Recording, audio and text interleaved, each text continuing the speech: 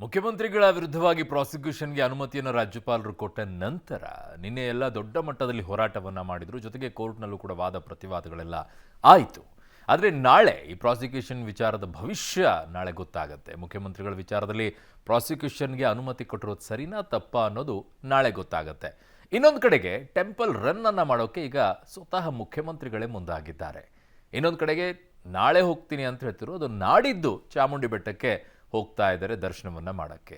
ಏನಾಗಿದೆ ಒಟ್ಟಾರೆಯಾಗಿ ಮೂಡಾ ಹಗರಣದ ಎಲ್ಲ ಬೆಳವಣಿಗೆಗಳು, ಒಂದ್ ಕಡೆಗೆ ಟೆಂಪಲ್ ರನ್, ಇನ್ನೊಂದು ಕಡೆಗೆ ಹೋರಾಟ, ಇನ್ನೊಂದು ಕಡೆಗೆ ಕೋರ್ಟ್ನಲ್ಲಿ ಆಗ್ತಾ ಇರುವಂತಹ ಹೋರಾಟ, ಇದೆಲ್ಲದರ ಮಧ್ಯದಲ್ಲಿ ದೇವರ ಮೊರೆ ಯಾರು ಕೈ ಹಿಡಿತಾರೆ? ಈ ಸುದ್ದಿ ನೋಡಿ. ನಾಳೆ ಸಿಎಂ ಸಿದ್ದರಾಮಯ್ಯ ಪ್ರಾಸಿಕ್ಯೂಷನ್ ಭವಿಷ್ಯ, ಮೂಡಾ ಸಂಕಷ್ಟ ನಿವಾರಣೆಗೆ ದೇವರ ಮೊರೆ. ರಾಜ್ಯದ ಮುಖ್ಯಮಂತ್ರಿ ವಿರುದ್ಧ ಮೂಡಾ ಹಗರಣದ ಆರೋಪ ಕೇಳಿಬಂದಿದೆ. ರಾಜ್ಯಪಾಲರು ಸಿಎಂ ಸಿದ್ದರಾಮಯ್ಯ ವಿರುದ್ಧ ಪ್ರಾಸಿಕ್ಯೂಷನ್ಗೆ ಅನುಮತಿ ಕೊಟ್ಟಿದ್ದು, ಇದನ್ನ ಪ್ರಶ್ನಿಸಿರುವ ಸಿಎಂ ಅರ್ಜಿ ನಾಳೆ ವಿಚಾರಣೆಗೆ ಬರಲಿದೆ. ನಿನ್ನೆಯಷ್ಟೇ ಹೈಕೋರ್ಟ್ನಲ್ಲಿ ರಾಜ್ಯಪಾಲರ ಪರ ವಕೀಲ ತುಷಾರ್ ಮೆಹ್ತಾ ಮತ್ತು 3 ದೂರುದಾರರ ಪರ ವಕೀಲರ ವಾದವನ್ನು ಆಲಿಸಿದ ನ್ಯಾಯಾಧೀಶರು ನಾಳೆಗೆ ಅರ್ಜಿ ವಿಚಾರಣೆ ಮುಂದೂಡಿದ್ದಾರೆ. ಎಜಿ ಶಶಿಕಿರಣ್ ಶೆಟ್ಟಿ ಮತ್ತು ಸಿಎಂ ಪರವಾಗಿ ಅಭಿಷೇಕ್ ಮನು ಸಿಂಘ್ವಿ ಕೂಡ ವಾದ ಮಾಡುವುದಾಗಿ ಹೇಳಿದ್ದಾರೆ. ಹೀಗಾಗಿ ನಾಳೆ ಮಧ್ಯಾಹ್ನ 2:30ಕ್ಕೆ ಅರ್ಜಿ ವಿಚಾರಣೆ ಮುಂದೂಡಿದ್ದು ಸಿಎಂ ಪ್ರಾಸಿಕ್ಯೂಷನ್ ಭವಿಷ್ಯ ನಿರ್ಧಾರ ಆಗಲಿದೆ. ಈ ಮಧ್ಯೆ ಸಿಎಂ ಸಿದ್ದರಾಮಯ್ಯ ನಾಳೆ ಚಾಮುಂಡಿ ಬೆಟ್ಟಕ್ಕೆ ಭೇಟಿ ನೀಡಲಿದ್ದಾರೆ. ನಾಳೆ ಬೆಳಗ್ಗೆ 11 ಗಂಟೆ ಸುಮಾರಿಗೆ ವಿಶೇಷ ವಿಮಾನದ ಮೂಲಕ ಮೈಸೂರಿಗೆ ಆಗಮಿಸಲಿದ್ದಾರೆ. 11 ಗಂಟೆ 25 ನಿಮಿಷಕ್ಕೆ ಚಾಮುಂಡಿ ಬೆಟ್ಟಕ್ಕೆ ತೆರಳಿ ಚಾಮುಂಡಿ ತಾಯಿಯ ದರ್ಶನವನ್ನ ಪಡೆದುಕೊಳ್ಳಲಿದ್ದಾರೆ. ಪ್ರಾಸಿಕ್ಯೂಷನ್ ಟೆನ್ಷನ್ ಮಧ್ಯೆಯೂ ನಾಡದೇವತೆಯ ಮೊರೆ ಹೋಗಲಿದ್ದಾರೆ ಎನ್ನಲಾಗ್ತಾ ಇದೆ.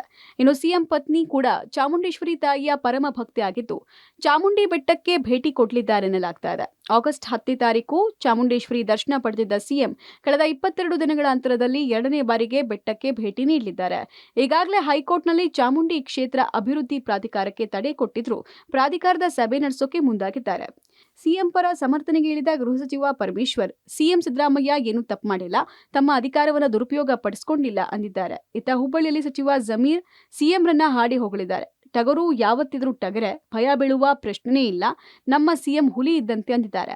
ಏನಕ್ಕೆ ಆತಂಕ? ಅವರು ಬಹಳ ಕ್ಲಿಯರ್ ಆಗಿದ್ದಾರೆ in his mind and body, very clear is. ಇದರಲ್ಲಿ ನಂದೇನು ತಪ್ಪಿಲ್ಲಪ್ಪ, ಇದರಲ್ಲಿ ನಾನು ಯಾವುದೇ ರೀತಿಯಲ್ಲಿ ನನ್ನ ಅಧಿಕಾರವನ್ನು ದುರುಪಯೋಗ ಮಾಡಿಲ್ಲ ಅನ್ನೋದು ಸ್ಪಷ್ಟವಾಗಿ ಅವರ ತಲೆಯಲ್ಲಿದೆ.